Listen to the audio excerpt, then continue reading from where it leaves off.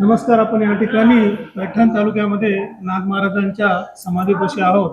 तर या ठिकाणी आपण जाणून घेऊ महाराजांकडून थोडीशी माहिती. या पवित्र स्थळी आणि आध्यात्मिक केंद्रामध्ये आपण थोडीशी माहिती जाणून घेण्याचा प्रयत्न करू. महाराज काय नाव तुमचं? जय हरी.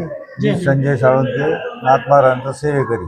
बरं. हे आहे शांतीब्रह्म एकनाथ महाराज यांचं समाधीस्थळ. बरं. या नाथ महाराजांचा कार्यकाळ होता 1533 ते 1599 या दरम्यान.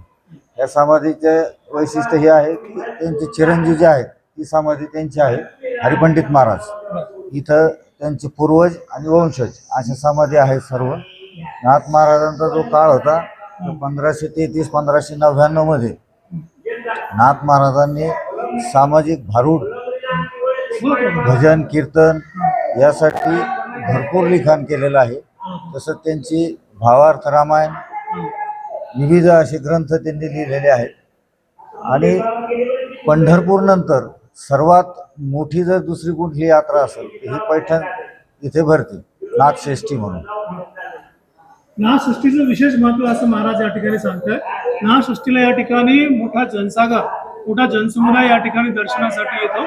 असं पैठणचे नाथ महाराजांचे जे महाराज आहेत, सेवेकरी सेवेकरी आहेत, ते माहिती देत आहेत. धन्यवाद.